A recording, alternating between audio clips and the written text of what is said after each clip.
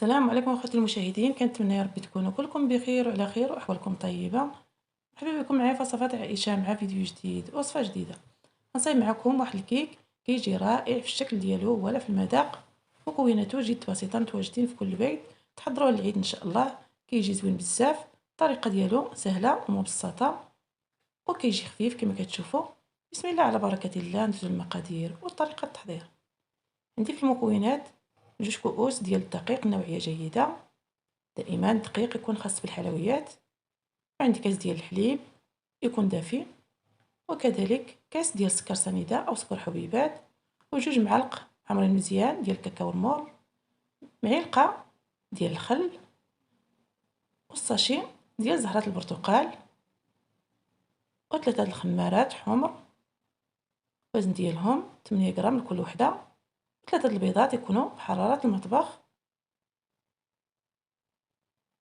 وكاس الا ربع ديال الزيت النباتيه، وقبيصه الملحه لتعديل الذوق.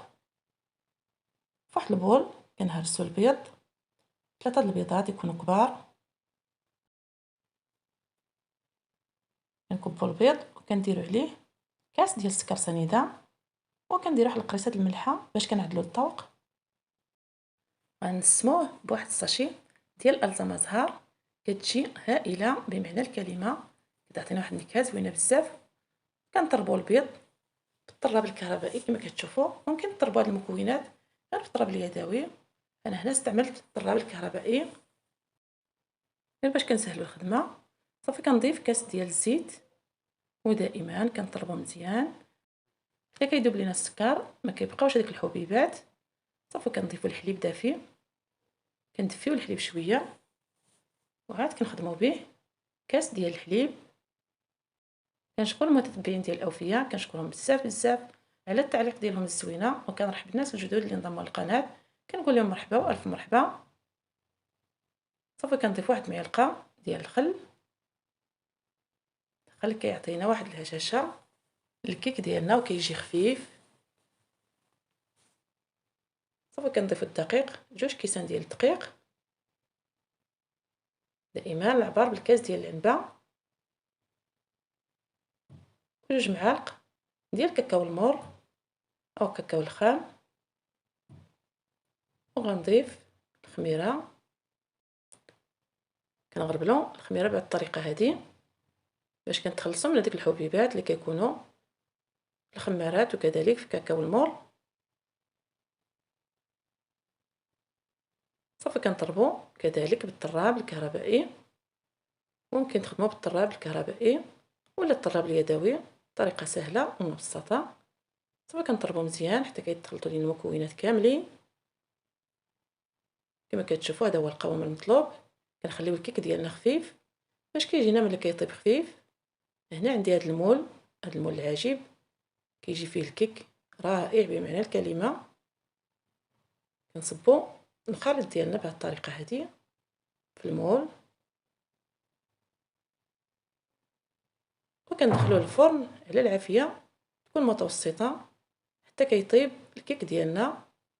وكنجيب واحد العود كما كتشوفوا ديال الشواء، كنثقبوا به الكيك بهذه الطريقه هذه باش كنسقيوه بالحليب يكون باقي سخون، كيكون الكيك باقي سخون. كنسقيوه بالحليب، ممكن تسقيوه باي سيرو او اي حاجه كتعجبكم. انا هنا سقيته بالحليب باش كيجيني خفيف وكيجي رطب. نص كاس ديال الحليب، كنضيف معاه شويه النكهه ديال الليمون حتى هي كتعطيه واحد النسمه زوينه بزاف. كنستمر بهذه الطريقه حتى كنسقيو بهذاك نص كاس ديال الحليب، وكنخليوه جانبا حتى كيبرد باش ندوزو نوجدو الكريمه. كنضيفو هنا نص لتر ديال الحليب و3 المعالق بودرة كريم باتيسير، وغنضيف عليهم 3 المعالق ديال السكر سنيده وسكر حبيبات، وغنخلطهم مزيان على البارد حتى كيتخلطوا. يتخلط لنا الحليب كذلك مع بودرة كريم باتيسير، وعاد كنديروهم يطيبوا على العافيه مهيله دائما مع التحريك المستمر غنديرو النكهه ديال الليمون. هاد الكيك درنا فيه نكهه الليمون، كيجي هائل بمعنى الكلمه بالنكهه ديال الليمون. نوضعوا الخليط ديالنا فوق النار مهيله مع التحريك المستمر حتى كيبان لينا ديك الفقاعات كيطلعوا في الخليط. كنعرفوا الكريمه ديالنا وجدات. صافي كنجيب واحد الصحن ديال التقديم، كنقلبوا الكيك ديالنا بهذه الطريقه هذه بكل سهوله. كيتحيد من المول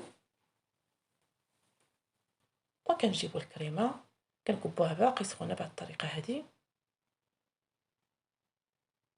وكنخليو الكيك ديالنا حتى كيبرد. ونزين لكم الاختيار، ممكن تزينوا باي حاجه كتفضلوها. كنخليوه جانبا حتى كيبرد وكنقدموه بالصحه والراحه. كيجي الشكل ديالو زوين بزاف وسهل في التحضير، مكوناته بساط متواجدين في كل البيت. هذا هو الشكل ديالو النهائي. كنتمنى وصفتنا الاعجاب ديالكم، وما تبخلوش عليا باللايك ديالكم والتعاليق، واشتركوا في القناه وفعلوا الجرس باش دائما توصلوا بالجديد. خليت لكم الراحه والهنا، الى فيديو القادم.